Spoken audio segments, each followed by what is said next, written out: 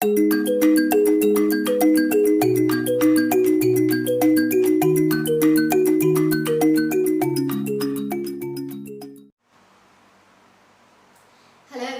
Welcome back to अभ्यास की education. आज हम स्टार्ट करने वाले हैं सेकंड चैप्टर जो कि है sexual reproduction in flowering plant. इसके पहले के चैप्टर में हम लोगों ने बेसिकली देख लिया था कि सेक्सुअल रिप्रोडक्शन होता क्या है, लेकिन ये वाला जो चैप्टर है वो टोटली बेस्ड है फ्लावरिंग प्लांट्स के ऊपर कि फ्लावरिंग प्लांट्स के अंदर सेक्सुअल रिप्रोडक्शन कैसे होता है। तो चलिए आइए देखते हैं। तो नॉर्मली सभी फ्लावरिंग प्लांट्स जो होते हैं वो एंजियोस्पर्म में इंक्लूड हो जाते हैं। हमको पता है प्लांट का क्लासिफिकेशन, कोई भी प्लांट होता है तो कैटेगराइज हुआ है algae, fungi, bryophyta, pteridophyta, gymnosperm and angiosperm. ठीक है, प्लांट जो है मोस्टली इतने ग्रुप में डिवाइड हुआ है। जो पहले वाले हैं आल्गी, फंजाई, ब्रायोफाइट, ये क्या है कंपैरेटिवली प्रिमिटिव प्लांट्स हैं, लेकिन इवोल्यूशन होता गया और जो एंजियोस्पर्मिक प्लांट है वो क्या बनते गए, सबसे एडवांस प्लांट बनते गए। तो सभी फ्लावरिंग प्लांट्स जो है वो एंजियोस्पर्म में इंक्लूड हो जाएंगे। तो अब जो फ्लावर है, कोई भी प्लांट के अंदर क्या फ्लावर सडनली डेवलप होता है? नहीं। तो फ्लावर डेवलप होने से पहले कोई भी प्लांट के अंदर सर्टेन मॉडिफिकेशंस होते हैं, हार्मोनल चेंजेस होते हैं, देन स्ट्रक्चरल चेंजेस भी होते हैं। ठीक है, फॉर एग्जांपल अगर कोई प्लांट है उसका ग्रोथ हो रहा है, हमको पता है कि प्लांट है उसके मेनली 3 फेजेस होते हैं, vegetative phase, reproductive phase and senescence phase. Vegetative phase जो है वो कंप्लीट होने के बाद ही क्या होता है, रिप्रोडक्टिव फेज स्टार्ट होता है। तो यहाँ पे हम कोई भी प्लांट लेते हैं, उसका वेजिटेटिव ग्रोथ होता है, तब क्या होता है, रूट, स्टेम एंड लीफ बनता है। तो यहाँ पे उसका रूट बन गया, लीफ बन गया। ठीक है, तो वेजिटेटिव ग्रोथ है उसका कंप्लीट हो गया। अब क्या है, उसको अब फ्लावर डेवलप करना होगा, तो क्या करेगा कि इसके जो लीफ है उनके अंदर मॉडिफिकेशंस होगा और हार्मोनल चेंजेस होंगे। तो लीफ है वो मॉडिफाइड होके क्या बना देंगे, फ्लोरल प्राइमोडियम, जो फ्लोरल पार्ट्स होते हैं वो बना देते हैं। तो क्या बोलेंगे हम लोग, जो फ्लावर है वो क्या है, it is a modified condensed shoot. ठीक है, यहाँ शूट भी क्या हो जाता है, कंडेंस्ड हो जाता है। तो हमारा फ्लावर क्या हो गया, it is modified condensed shoot. अब कोई भी हम फ्लावर देखें तो फ्लावर में कोई भी टिपिकल फ्लावर में हम स्ट्रक्चर देखने जाए तो यहाँ पे मैंने ड्रॉ किया हुआ है। ठीक है, टिपिकल फ्लावर, तो इसके अंदर इस स्टॉक ऑफ द फ्लावर है। ठीक है, कोई भी फ्लावर जहां से हम लोग उसको पकड़ते हैं उसको फ्लावर का स्टॉक बोलते हैं, और बॉटनिकल लैंग्वेज में हम उसको बोलेंगे pedicel.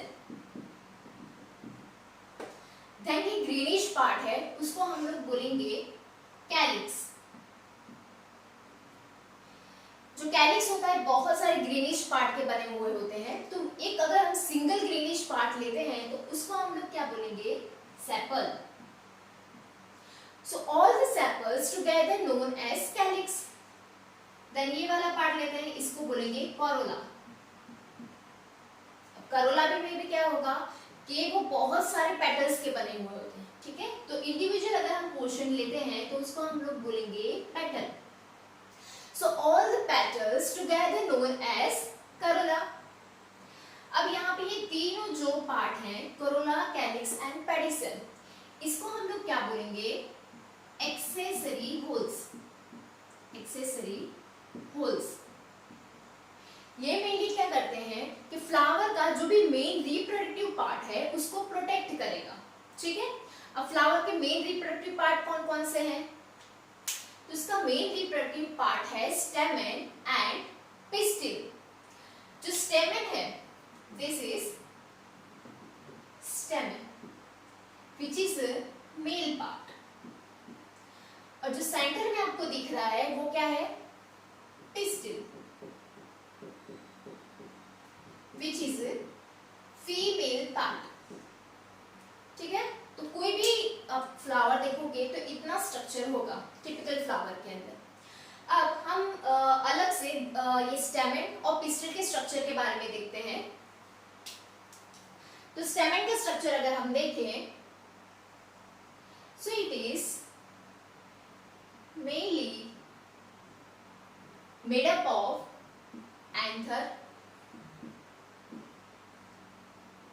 filament which is a long slender part। और ये एंथर फिलामेंट एक दूसरे के साथ कनेक्ट होते हैं, उसको हम लोग क्या बोलेंगे, कनेक्टिव। वो स्ट्रक्चर को हम लोग कनेक्टिव बोलेंगे।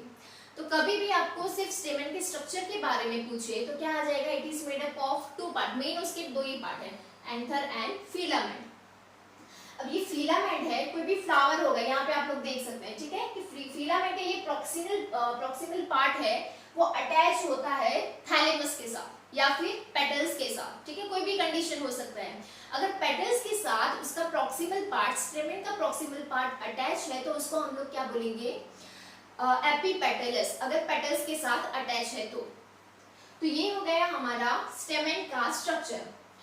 अब ये एंथर है, ठीक है, अब एंथर है तो उसका हम ट्रांसवर्स सेक्शन लेते हैं तो वो कैसा दिखता है उसके बारे में देख लेते हैं।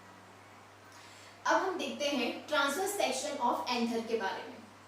ये हमारा पूरा स्टेमन का स्ट्रक्चर दिया हुआ है, ये अपर पार्ट है, उसको हम लोग एंथर बोलते हैं। जब हम ये एंथर का ट्रांसवर्स सेक्शन लेते हैं, ट्रांसवर्सली उसको कट कर देते हैं तो वो कुछ ऐसा दिखता है, ठीक है।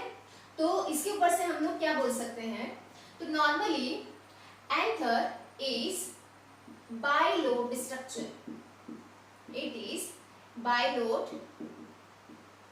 स्ट्रक्चर, ठीक है। हमको यहाँ पे दो लोब दिख रहे हैं, बाहर से भी ये क्या था, दो लोब था, और अंदर से हम लोग कट कर देते हैं तो भी हमको क्या दिखता है, यहाँ पे दो लोब दिखते हैं ना। ईच लोब, सिर्फ एक लोब की अगर हम बात करें, that each lobe having two theca, ठीक है, एक दो, यहाँ पे हमको दो थीका देखने को मिल रही है और यहाँ पे दो थीका देखने को मिल रही है। So each lobe having two theca, तो इसके लिए वर्ड यूज हुआ है डाइथीकस, ठीक है, डाइथीकस हम लोग उसको बोलेंगे।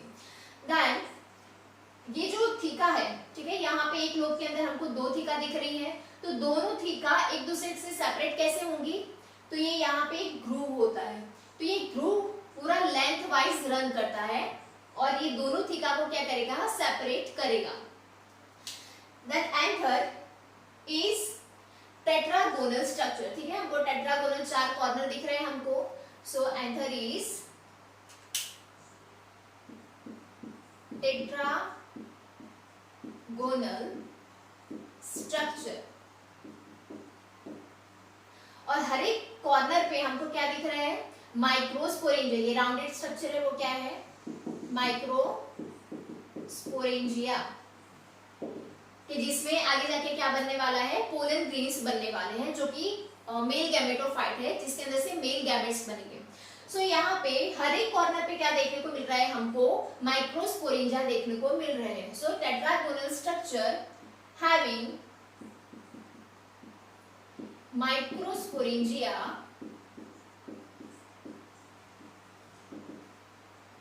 एट each कॉर्नर, ठीक है, हर एक कॉर्नर पे हमको एक एक माइक्रोस्पोरेंजिया देखने को मिलेगा। फिर क्या आएगा, ये माइक्रोस्पोरेंजिया है,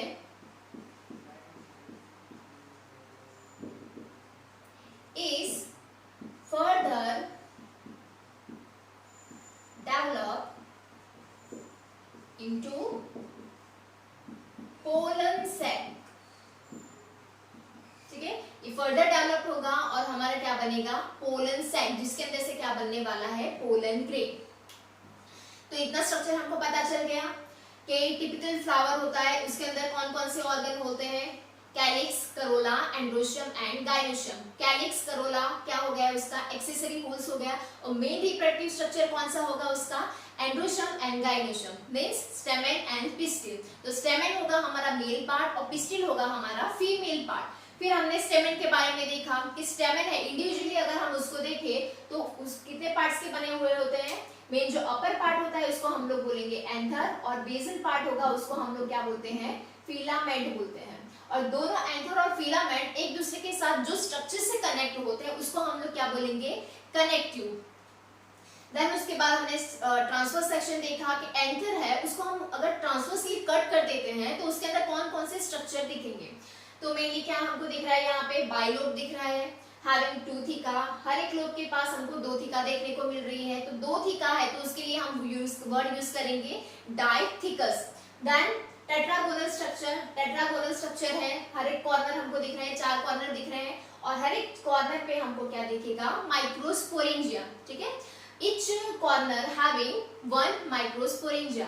देन ये 2 थीका है एक दूसरे से सेपरेट कैसे होंगी, बाय द लॉन्जिट्यूडिनल ग्रूव, जो कि लेंथ वाइज पूरे एंथर में लेंथ वाइज रन करेगा और दोनों थीका को सेपरेट करेगा। देन ये माइक्रोस्पोरेंजिया दिख रहा है, वो क्या फर्दर डेवलप होके क्या बनाने वाला है, पोलन सैक बनाएगा, जो बाद में क्या बनाएगा, पोलन ग्रेन्स बनाएगा, ठीक है। तो इतना स्ट्रक्चर हमको पता चल गया। तो अगर आपको आज का ये वीडियो अच्छे से समझ में आया हो तो प्लीज इसको लाइक, सब्सक्राइब और शेयर करना बिल्कुल भी ना भूलें। तो मिलते हैं हमारे नेक्स्ट